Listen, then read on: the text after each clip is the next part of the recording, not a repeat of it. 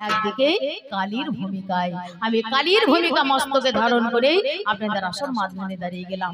এবার হবে দ্বন্দ্ব, এবার হবে লড়াই। কিসের লড়াই? ওরে কালী কৃষ্ণ দুজনের লড়াই। ওরে দিলে না দিলে না দিলে না না কালী আর কৃষ্ণের লড়াই। ও দিলে না দিলে না দিলে না হবে আসরের মাঝারে।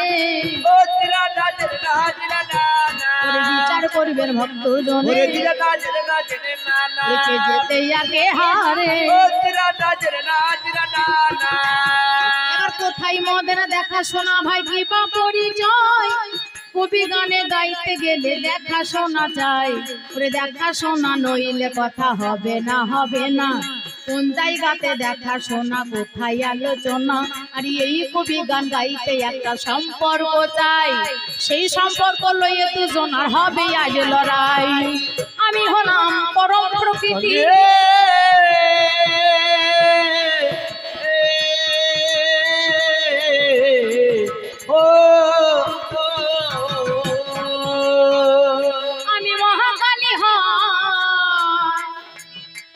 কৃষ্ণের সঙ্গে আমার দেখা কোন জায়গায়?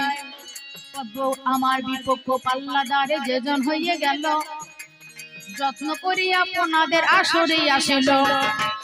দেখাশোনা করে গেছে আমি শুনতে পাই। মৃদু মনে একদিন কৃষ্ণ কালী হয়। ওই জায়গায় দুজনেরই দেখাশোনা হলো। একদিন রাধা রানী কি কর্ম করিল? যত গোপী সঙ্গে লইয়ে ও যে ঋতুবনে যায়। ঋতুবনে গিয়ে তিনি কি কর্ম করায়? সুন্দর করে কুঞ্জ দেখো সাজাইয়া দিল। ভগবান কৃষ্ণকে আহ্বান জানালো। ভগবান শ্রীকৃষ্ণ করিল গমন। আজ রাধা রানী সম্মুখেতে দিল দর্শন। একদিকে রাধা আর কৃষ্ণ জানি হয়। দুজনেতে দুইজনাই পাশাপাশি রয়। দুজনেতে প্রেমালামে যত মত্ত হলো। রাধা কৃষ্ণ আকাশনে যখনই আসিল। এহেন সময়ে জানি বৃন্দাবনে হয়। একদিকে রাধা রানী কি কর্ম করয়? আরে জটিলার কুটিলার ঘরে বসত করে। আজ শান্তি নাই দেখো রাধা রানীর ঘরে। রাধা রানী যে ঘরে বাস করে সেই ঘরে কোনো শান্তি নাই। অশান্তির ঘরে একদিকে ডাকান একদিকে একদিকে এইদিকে মানুষ ডাকায় না একদিকে ডাকান। অশান্তির ঘরে বাস করে। একদিকে জটিলা একদিকে কুটিলা। জটিলা হচ্ছে শাশুড়ি মা, কুটিলা হচ্ছে মা গো ননদী। শাশুড়ির ক্ষমতা বাঘের মতো আর ননদীর ক্ষমতা নাগের মতো। এ জগতের মাঝখানে কোনো শাশুড়ি ভালো হয় না। হয় গো হয়? কোনো শাশুড়ি ভালো হয়? যতই ভালো হোক, যতই শাশুড়ি বৌমাকে মেয়ের মতো ভালোবাসে, যদি বলতে যাই তো শাশুড়ি কেমন ভালোবাসে? বাসে মোটামুটি, তবু বলবে না খুব ভালোবাসে। হ্যাঁ যা যা যা বাবা যা। তবু বলবে না যে আমাকে খুব ভালোবাসে। বাসে তবে মোটামুটি বাসে। হ্যাঁ তাহলে রাধা রানীর শাশুড়ি সে ছিল বাঘের মতো। একটা বাঘকে দেখে যে মানুষ যেমন ভয় পায়, ঠিক সেই রকম তার অবস্থা ছিল। একটা বাঘ একটা নাগ। কুটিলা হচ্ছে নাগিনী আর শাশুড়ি হচ্ছে বাঘিনী, ননদী নাগিনী। ননদী ননদী ননদী ননদী নয় নদী। এই নয় নদীকে যেজন জয় করতে পারে সেই জন্য কৃষ্ণকে পেতে পারে। বাবা বাবা দেহের মাঝখানে জানি নবদারে রয়। একে বলে নয় নদী কারবা জানা নয়। এই নয় নদীকে সে জয় করেছিল। তাইতেই আমার রাধা রানী ভগবানকে পেল। পাগল রে ও পাগল পাগল সেই শাশুড়ি এবং ননদীর জ্বালাকে উপেক্ষা করে তিনি নিধুবনে এসেছিলেন ভগবান শ্রীকৃষ্ণের সঙ্গে সাক্ষাৎ করবার জন্য। এদিকে ননদী তিনি কি কর্ম করিল? ঘরে আছে বউ রানী কে জানে না বলো। ননদী সব শুনিয়ে চোখে চোখে রাখে। ননদী সব সময় রাধা রানীকে চোখে চোখে রাখে। কেন চোখে চোখে রাখে গো? এর কারণ আছে। ঠিক। হ্যাঁ, স্বামী আছে ঘরে, তারপরেও নন্দলালাকে স্মরণ করে।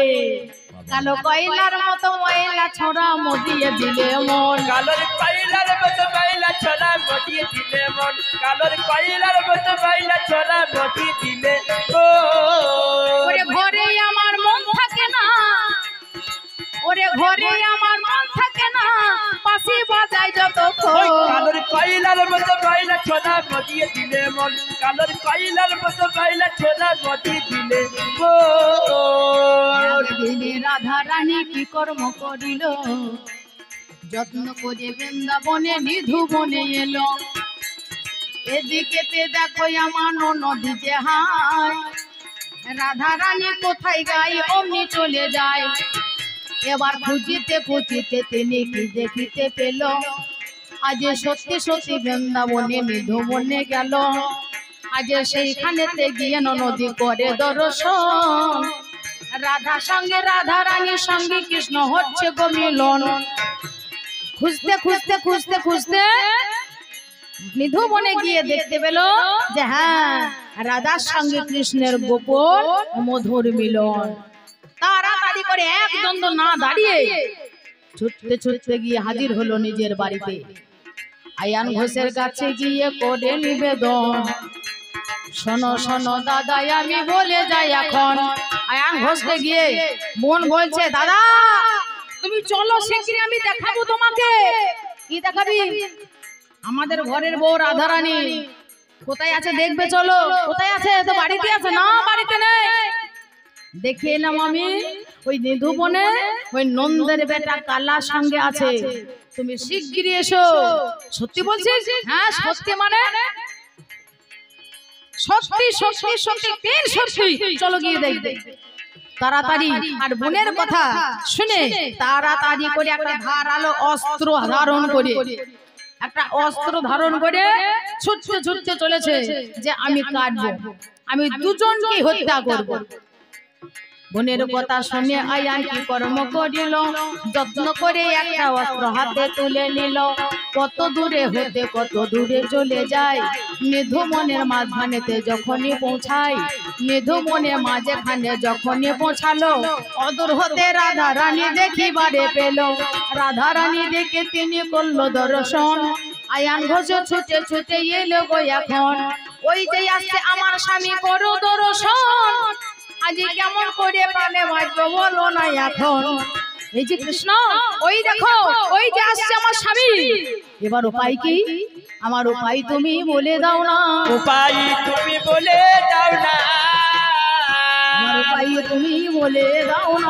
উপায় তুমি বলে দাও না। হবে বাকি উপায় বলো না। এই উপায় তুমি বলে দাও না। কৃষ্ণ বলো, শোনো শোনো ওগো রাধা রানী, ইহা মরি মরি রে কৃষ্ণ বলো শোনো শোনো ওগো রাধা, আমি সব জানি দেখো আমি অন্তর যাবি, আমি অন্তর যাবি। যে দেবতা যে ফুলে সন্তুষ্ট হয়, ইহা মরি মরি রে ফুলেতে সন্তুষ্ট হই, সেই ফুল দিয়ে তারে পূজা দিতে হয় গো, পূজা দিতে হয়। রাধা রানী আমি জানি কার কি ওষুধ লাগবে। যে দেবতা যে ফুল দিয়ে সন্তুষ্ট হয় তাকে সেই ফুল থেকে পূজা করতে হয়।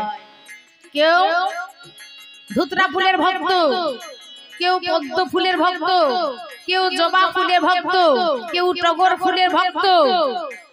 তাহলে তুমি হলে কৃষ্ণ ভক্ত, তুমি হলে শ্যামে ভক্ত ভবেরি বাজারে। ইহা মরি মরি রে তুমি হলে ভক্ত ভবের বাজারে। তোমার স্বামী হলো শ্যামা ভক্ত, দেখো বিচার করে, দেখো বিচার করে। আজ শ্যামার শ্যামাকালী একাকারে হবে। লইয়া মরি মরি রে শ্যামার শ্যামা কালী একাকারে হবে। আজ শ্যামা দেখো শ্যামা হয়ে যাবে গো শ্যামা হয়ে যাবে। এই বলে ভগবান কৃষ্ণ কি কর্ম করিল, যত্ন করে তিনি দেহ ধারণ করিল। তিনি তার চূড়া ধরা, বাঁশি গুঞ্জা পিত ধরা সমস্ত কিছুকে ত্যাগ করে দিল। মনোমালা পরিবর্তে সে মনোমালা ধারণ করলো। কাকে স্মরণ করে? আদ্যাশক্তি মহাকালীকে স্মরণ করিল। পূর্ণমাসী যোগ মায়াকে জানে না গল।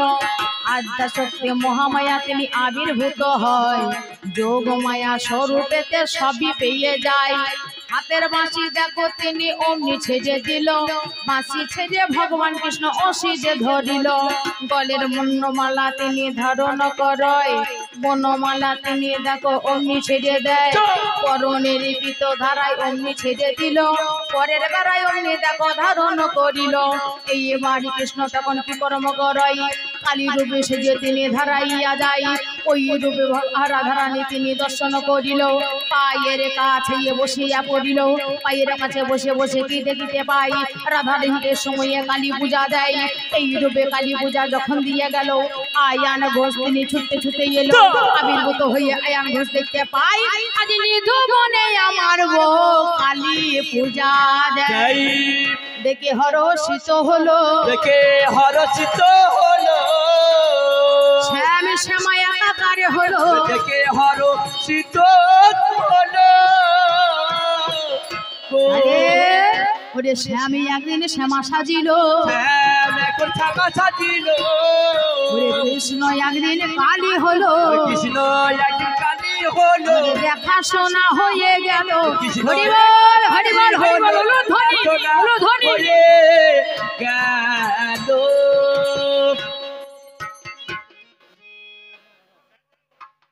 হরি বলতে মানা করেছে কাকা, কাকা কাকিমারা বলেছে সঞ্চিতা। আমাদের দুজনার মাঝখানে ওরে এই জায়গাতে আলোচনা, ওরে জিরে না জেরে না জেরে না না, ওরে এই জায়গাতে আলোচনা, ও জিরা না জেরে না জিরা না না, আমাদের দেখাশোনা ও হয়। জিরা না জেরে না জিরা না না, এই আলোচনা বাড়াইতে গেলে ওরে জিরা না জেরে না জেরে না না, জিজ্ঞাসা রাখতে হয়। ও জিরা না জেরে না জিরা না না। আলোচনা করে গেছে, এই আলোচনাটাকে বাড়ানোর জন্য আমার পাল্লাদার আমাকে এই মহাকালীকে কিছু জিজ্ঞাসা বা দাবি রেখে গেছে। প্রথম নম্বরের দাবি গো, দাবি গো,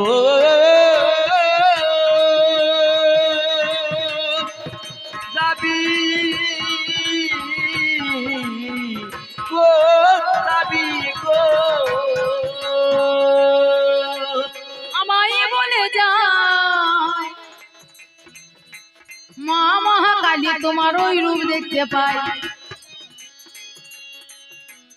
আমি বাঁশি ধারণ করি, দেখি অসি ধরে রয়। আজ মায়ের হাতে দেখো দা দেখতে পাই, খর্গ বা আসি বাদা আমি দেখতে পাই। এই অসিকে বাঁধিল, হাতে কেন রয়ে গেল, আজ কোন কারণে মায় আমার অসি ধরেছিল। হরিবা মায় আমার চতুর্হস্ত আমি দেখিবারে পাই, এক হাতে মায় আমায় অভয় দিয়ে যায়, বিশ্ব প্রসবিনী আমার মা জননী, আজ অসি কি ধরতে পারে ওই মা জননী। ওই অসি দিয়ে দেখো, ওরে দেখো কি বা হয়, ওই অসি দিয়ে মানুষকে বধ করা যায়, কিন্তু যে মা জন্ম দেয় সেই মা কি বধ করতে পারে? তাই অসি ধারণ করে মা দাঁড়াইল তরে। অসিটা কখন ধারণ করে, কেনই বা ধারণ করে? সঙ্গে সঙ্গে আর এক হাতে মাইয়ে দেখিবারে পায় একটা কাটা মুন্ড লইয়ে মাথা দাঁড়াইয়া যায়। এক হাতে দিয়ে মাগো আশীর্বাদ করে, আশীর্বাদ দিচ্ছে, অভয় দিচ্ছে, আর এক হাতে অসি ধরে দাঁড়িয়ে আছে। ডান হাতে অভয় দেয়, বাম হাতে অসি রয়, এক হাতে মিষ্টান্ন ধরে দাঁড়াইয়া রয়। জীবকে দেবার তরে এক হাতে কাটা মুন্ড লয়ে দাঁড়াইল পরে। এই তো 4 হাত, তাই না? এইটাই 4 হাত। এক হাতে অভয় দেয়, আর এক হাতে খড়া হয়ে দাঁড়িয়ে থাকে, আর এক হাতে মিষ্টান্ন ধরে থাকে, আর এক হাতে দৈত্যের কাটা মাথা। কোন সাধুর কাটা মাথা নয়, ভালো করে লক্ষ্য করবেন, একটা দৈত্যের কাটা মাথা। নামে যার করাল দৈত্য, তার মাথা কেটেছিল, যত্ন করে তার মাথাটা এই হাতে ধরেছিল। বাদ বাকি যত মাথা তার গলায় পড়ে রয়। আজ মায়ামা মন্ডমালা বর্ণমালা গলেতে ধরয়। সেই দৈত্যের মাথা হাতে ধারণ করিল। আজ মায়ের কাছে মরার সময় মাথা কাটা মাথা তিনি বলে গেল, আমায় হাতে তুমি করিবে ধারণ, যত্ন করে আমি তোমায় করিব পূজন। তাই করাল দৈত্য মাথা মাকে হাতেতে ধরিল, যত্ন করে খড়গ মাথা হাতে তুলে নিল। অবশ্যই মায়ের সঙ্গে যুদ্ধে যেজন যাবে, আর মায়ের সঙ্গে যুদ্ধে গিয়ে অবশ্যই দিবে, অবশ্যই তাকে মরতে হবে, অবশ্যই তাকে মরতে হবে। মায়ের সাথে যুদ্ধে যাবে, অবশ্যই তাকে মরতে হবে। অর্জুন মহাজন একটা কলম দিয়েছে, কি জানেন? ওরে সাধন সমরে বলিবারে বারে যাস না রে মন, পতন হবার তরে। সাধন সমরে বলিবারে বারে যাচ্ছি না রে মন, পতন হবার তরে। সাধন সমরে বলিবারে বারে যাচ্ছি না রে মন, পতন হবার তরে। সাধন সমরে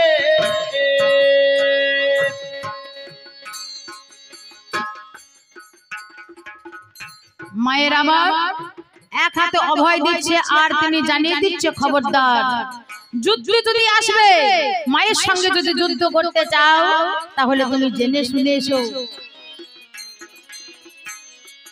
ব্রহ্ম অস্ত্র সবারই কাছে আছে। যুদ্ধক্ষেত্রে আমরা যাই, সবাই যাই ঠিকই, কিন্তু জয়ী কয়জন হতে পারি? আমরা যাই, যাওয়ার সঙ্গে সঙ্গে আমরা নিতাই গৌর হরি বল বলে ওইখানে নিধন হয়ে যায়। হরি বল হরি বল। আমাদের যাওয়ার সার্থকতা কি?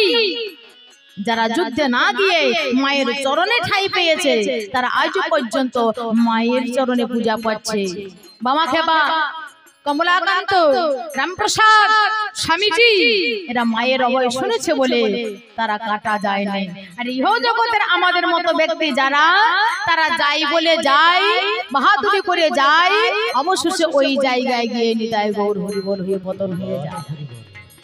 ভগে দিয়ে বান সাধু পঞ্চবান, ভগে দিয়ে বান সাধু পঞ্চবান, ভগে দিয়ে বান 5টা বান, মদন, মদন, শোষণ, স্তম্ভন, মোহন। সব থেকে খতরনাক বান হচ্ছে মদন। ওই মদনটাকে শান্ত করে তারপরে যাবে তুমি মায়ের কাছে। আর তা যদি না যাও, তাহলে মায়ের তোষলাই পাতা আছে, মায়ের খড়গে বলি হবে, কিচ্ছু করার নাই। বাবার ক্ষমতা নাই যে তোমাকে বাঁচাবে। যে গিয়েছে সেই পড়েছে, আর সেই মরেছে। সে বাবা মরেছে, বেটা মরেছে, নাতিও মরেছে, 14 পুরুষ ওইভাবেই মরছে। নিতাই গৌর হরি বল। আরে ভগে দিয়ে বান সাধু পঞ্চবান, ভগে দিয়ে বান সাধু পঞ্চবান, সাধন তত্ত্ব জ্ঞান জান গুরুর দ্বারে। সাধন সাগরে বলি বারে বারে যাচ্ছি না রে মন, পতন হবার তরে সাধন সাগরে বলি পারে পারে যাচিনা রে মন পতন হবার তরে সাধন সাগরে উলঙ্গিনী এলো কেশিয়সি ধরা সমর মাঝারে দিতেছে পাহারা উলঙ্গিনী ওরে উলঙ্গিনী এলো কেশিয়সি ধরা সমন মাঝারে দিতেছে পাহারা উলঙ্গিনী এলো কেশি উলঙ্গিনী এলো কেশি অসি ধরা সমর মাঝারে দিতেছে পাহারা আমি বলে গেলাম না যে মূলাধারে বসে শক্তি সহসারে সদাশিব মূলাধারে এটা পুরুষের মধ্যে রয়েছে এবং নারীর মধ্যে রয়েছে মূলাধারে মায়া আমার বসে আছে ওটা সাধন ক্ষেত্র ওই জায়গায় মা আমার পাহারা দিচ্ছে যে যেতে পারবে যে উত্তীর্ণ হতে পারবে সে মায়ের চরণে পূজা পাবে আর যে উত্তীর্ণ না হতে পারবে সে মায়ের খানাতে বলি হবে উলঙ্গিনী এলো কেশিয়সি ধরা সমর মাঝারে দিতেছে পাহারা ওরে উলঙ্গিনী এলো কেশিয়সি ধরা সমন মাঝারে দিতেছে পাহারা আমার অগ্নি মুখ পারা জানেন সাধু যারা পাহারা আজ দেখো ওই ফুটের দ্বারে সাধন সাগরে বলি পারে পারে যাচিনা রে মন পতন হবার তরে সাধন সাগরে বলি পারে পারি যাচিনা রে মন পতন হবার তরে সাধন সাগরে রমন বলে ভবা যাবি যদি রনে ব্রহ্মস্ত্র নিয়ে ভাবিস বসে কেনে রমন বলে ওরে রমন বলে ভাবা যাবি যে তিনি রনে ব্রহ্মবস্তু পেয়ে থাকিস বসে কেনে কর ধর্মের পথে মতি সামনে রেখে সতী ধর্মের পথে মতি সামনে রেখে সতী কত ধর্মের পথে মতি সামনে রেখে সতী সতীর কাছে শক্তি নাও সাধন করে সাধন সাগরে বলিবারে পারে যাচিনা রে মন পতন হবার তরে সাধন সাগরে বলিবারে পারি যাচিনা রে মন পতন হবার তরে সাধন সাগরে তাইতে আমার মা জননী ওই রূপ হইয়ে দাঁড়াইলো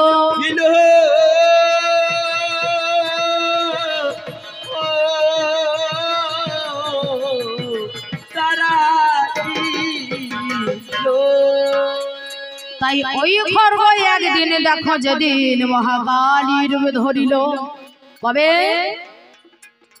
যখন দৈত্যকে বধ করতে গিয়ে আজ যত যত দৈত্য ছিল যত যত অসুর ছিল মায়া মা তাদের বধ করিল রক্তজের নামে জানি জানি অসুর ছিল তারে বধ করতে গেলে কি কর্ম করো আরে যত মারে যত কাটে রুদির ধারা ভূমিতে পড়ে যায় যতটা রক্ত ভূমিতে এসে পড়ছে তত তত অসুরের সৃষ্টি হয়ে পুনরায় মায়ের সঙ্গে রণাঙ্গনে যাচ্ছে এই বাড়িতে মাই আমার কি কর্ম করিল মনে মনে মাই আমার ভাবিতে লাগিল এইভাবে তো অসুর নিঃশেষ করা যাবে না করি কি উপায় মা জননী আমার দাঁড়াইয়া রয় চিন্তা করে পাই না মাতা কেমনে বধ করিবে অবশ্য এই কথা মা দাঁড়াইয়ে মনে মনে ভাবে মাই আমার বড় ক্লান্তি তার ললাট হতে এক ফোঁটা ঘামে ঝরে যায় সেই ঘামে নিয়ে অদূরেতে নিক্ষেপ করয় তাহা থেকে এক শক্তি জন্ম দিয়ে দিল নামে যারা মহাকালীকে জানে না বলো 10 বাহু থেকে সেজন্য চতুর্বাহু হয় চতুর্বাহু বিশ্ব মাতা দাঁড়াইয়া রয় চার বাহু লইয়া মাথা দাঁড়াইয়া গেল। সেই দিনে ব্রহ্মদেবে কি কর্ম করিল, যত্ন করে তারই অস্ত্র করিল ধারণ। সেই অস্ত্র মাই আমার করিল তখন, সেই অস্ত্র ধারণ করে কি কর্ম করিল, সেই রক্ত জেরিকে বধ করিতে গেল। এক এক করে তাদেরকে বধ করে দেয়, রক্ত ধারা ভূমিতে দেখো না পড়িতে দেয়। লহ লহ জিহ্বা বাহির করে হাই, আর যত্ন করে তারে দেখো পান করে যায়। তার মুন্ডগুলোকে দেখো গলাতে পড়িল, হাতগুলো কোমরের মধ্যে পড়ে গেল, আর শরীরগুলোকে যে হাই প্রয়াগের মধ্যে দেখো অমনি ফেলে দেয়। প্রয়াগের মধ্যে শরীরগুলো ফেলে দেয়, আর রুধির ধারা লহ লহ জিহ্বা বাহির করে পান করে, আর তার মুন্ডগুলোকে গলায় মধ্যে পড়ে। যত যত দৈত্য ছিল এবার নিঃশেষ হইল। দৈত্য নিঃশেষ হয়ে যাবার পরে জানি ভালো মা আমার হয় না ক্ষান্ত, যারা দেখতে পাই এই রূপে মাই আমার তারে কেটে যায়।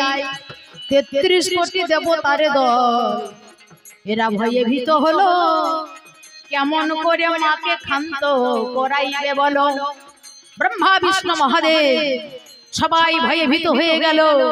সবাই মিলে এসে নারায়ণকে বলো, হে নারায়ণ উপায় কি রক্ষা করো। নারায়ণে তাকে দেখো ক্ষান্ত করতে যায়। আজ নারায়ণের উপর দিকে খড়গ চালাইতে যায়। মাই আই দিকে নারায়ণে বেঁচে পালাইল। অবশেষে মহাদেবকে বলিতে লাগিল, হে দেবাদিদেব একমাত্র তুমিই পারো আমাদেরকে রক্ষা করতে, রক্ষা করো দেবাদিদেব, তুমি রক্ষা করো। দেবাদিদেব তিনি চিন্তা করল, আমি তার স্বামী, আমি যদি তার সামনে গিয়ে দাঁড়াই, আমার নয়নে তার যদি নয়ন পড়ে, তাহলে হয়তো মা ক্ষান্ত হতে পারে তোমাদের। এই কথা চিন্তা করে ভোলানাথে যায়। ত্রিশূল হাতে দিদি দাঁড়াইয়া রয়। ত্রিশূল ধরে যখন দাঁড়াইয়া গেল, অদূর হতে খড়গ হাতে ছুটিয়া আসিল। অদূর হাতে খড়গ হাতে ছুটি এসে যায়। আজ ভোলানাথকেও তিনি রক্ষা পাবে নাই। ভোলানাথ চিন্তা করলো, আমাকেও আর রাখবে না, আমাকেও রাখবে না। একটাই মাত্র উপায় আছে, আমি যদি চরণ তলে শুয়ে পড়ি। কোনো দিকে না ভেবে ভোলানাথ কি কাজ করিল, ওই ভূমির উপরে শুইয়া যে পড়িল। আজ ভূমির উপরে যখন শুয়ে যে পড়িল, মা আমার দূর হতে ছুটে ছুটে এলো। মায়া আমার লক্ষ্য তো নিচের দিকে নয়, মায়া আমার লক্ষ্য তো উপরের দিকে। নিচের দিকে না তাকিয়ে দেখিবারে পাই, কত দূরে হতে কত দূরে চলে যাই। এই রূপে না তাকিয়ে না দেখিতে পেল, অবশ্যই শিব দেখো শুইয়া পড়িল। সেই শিবের বুকে যখন পাড়াইয়া দেয়, আরে ওই রূপেতে দাঁড়িয়ে জীবে বাহির করে দেয়। আজ পর্যন্ত দাঁড়াইয়া আছে, আজ পর্যন্ত দাঁড়াইয়া আছে। ওরে বাবার বুকে মা দাঁড়াইয়া আছে, বাবার বুকে মা দাঁড়াইয়া আছে। আজ সেই দিন থেকে যে পার হইয়াছে, বাবার বুকে মা দাঁড়াইয়া আছে।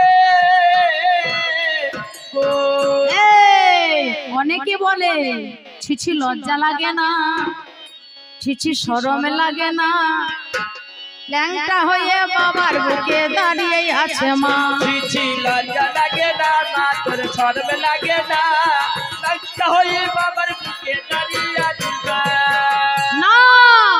আসল তত্ত্ব সেইটা নয়, আসল তত্ত্ব এইটা। এই কারণে বাবার বুকে দাঁড়াইয়া রয়, শোনয় আমার পাল্লাদারে তোমারে জানাই। বলিতে বলিতে আটা করে জিজ্ঞাসন, শেষের প্রশ্ন করে আমায় গেল গো এখন। মা আমার মহাকালী দেখিবারে পাই, গায়ের রংটা তোমার কেন এমন হয়ে যায়? গায়ের রঙে কালো হলো কোন কারণে হাই? ভাবের কথা তোমার কাছে আমি বলে যাই, শোনয় আমার পাল্লাদারে গুণের গুণধন। আরে গায়ের রঙে কালো দাঁতে সাদা, বলি গো এখন আমার গায়ের রং কেন কালো হয়েছে? গায়ের রং কেন কালো হয়েছে? আমার কালী মা কলঙ্ক মুছে দিয়েছে। গায়ের রং কেন কালো হয়েছে? কি বলিব ভাবের কথা, করি নিবেদন। মরি মরি রে, কি বলিব ভাবের কথা, করি নিবে তো। মায়ের জীব লাল দাঁত সাদা অঙ্গ কালো হয় এখন ওরে গো কালো হইয়া সমস্ত কালকে সমস্ত কলঙ্ককে সমস্ত কালকে যে কলন করে তিনি হচ্ছে মা কালী। মায়ের দাঁতটা সাদা, জিহ্বা বাহির হয়ে আছে, জিভের সঙ্গে সঙ্গে দাঁত বেরিয়ে আছে। দেখবেন আপনি যদি পান খান, পানের খয়েরের লালে জিভ লাল হবে, দেখবেন দাঁতও লাল হবে। আপনি যদি একটা লাল চকলেট খান, জিভটা লাল হবে, সঙ্গে দাঁতটাও লাল হবে। কিন্তু ওই মা লহ লহ জিহ্বা দিয়ে রক্ত পান করছে জিভে, আর একদিকে জিভটা লাল হয়ে আছে, দাঁতটা সাদাই হয়ে আছে, দাঁতের রং এক ফোঁটা লাল হয়নি। মায়া আমার তিনটে গুণের প্রতীক, সত রজ তম। শতগুণের প্রতীক, রজগুণের প্রতীক, তমগুণের প্রতীক। মামা সৃষ্টি করতে পারে, মামা জন্ম দিতে পারে, মামার পেটে ধরতে পারে, পেটের মধ্যে পালন করতে পারে, আবার জন্ম দেওয়ার পরে মামার পালন করে। রজগুণে সৃষ্টি হয়, রজ যদি না হয় তাহলে সৃষ্টি হবে না। যে নারী রজ আছে সেই নারী জন্ম দেবার অধিকার আছে, যে নারী কোনো রজ নেই সে নারীর জন্ম দেওয়ার ক্ষমতা থাকে না। তাহলে রজগুণে মামা সৃষ্টি করে, তা আমার মামার লালের প্রতীক, জিহ্বাটা লাল, জিহ্বাটা লাল। মামার সংকেত দিচ্ছে জিহ্বা লাল, জিহ্বা বাহির হয়েছে। জিহ্বা যদি সৃষ্টি তত্ত্বের কথাই যদি আমি যাই, সে সৃষ্টি তত্ত্বে গিয়ে জিহ্বা যদি একবার বাহির হয়, আর বাহির হওয়া জিহ্বা কিন্তু আর ভিতরে ঢোকে না। যাই বল হরি বল, হরি বল, হরি বল, হরি বল, হরি বল। জীব যদি বাহির হয়, ওই জীব কিন্তু একবার বাহির হয়ে কিন্তু আর ঢোকে না। মামা সৃষ্টি করছে রজগুণে, মামার পালন করছে শতগুণে পালন কর্তা মা। শতগুণে পালন করে মা, মাই তো পালন করে না, বাবা পালন করে। বাবা পালন করে। একটা ছেলের জন্ম দিয়ে যদি মা মরে যায়, সেই বাবা পুনরায় বিয়ে করে, সেই বাবা বাবা থাকে না, সেই বাবা হয়ে যায় তাউই মশাই।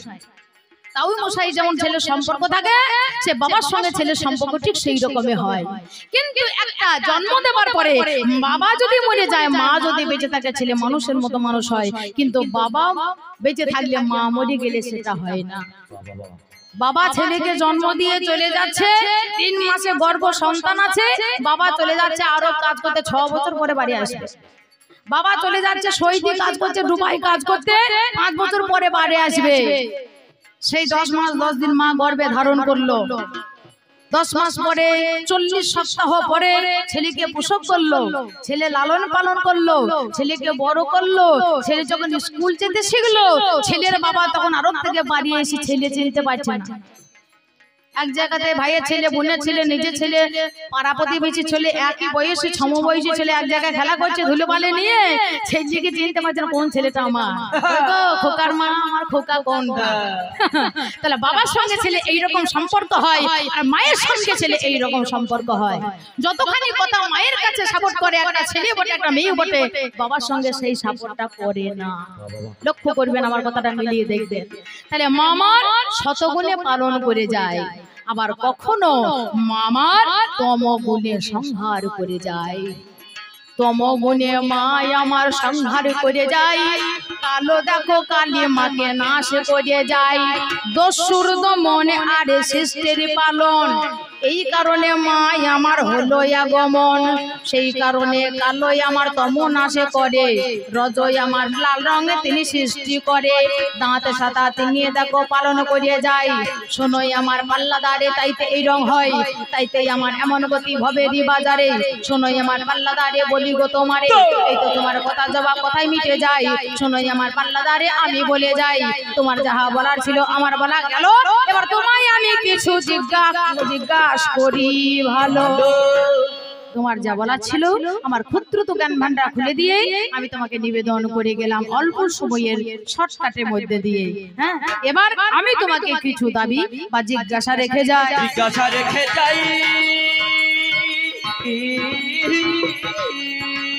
কিছু দাবি রেখে যাই, দাবি রেখে যাই। আমার কৃষ্ণের কাছে আমি এখানে দেখো রেখে যাই গো। তার সঙ্গে আমার সম্পর্ক ভালো। কিরকম সম্পর্ক? সে আমার স্বামীকে বাবা বলে, আমার স্বামী তাকে বাবা বলে।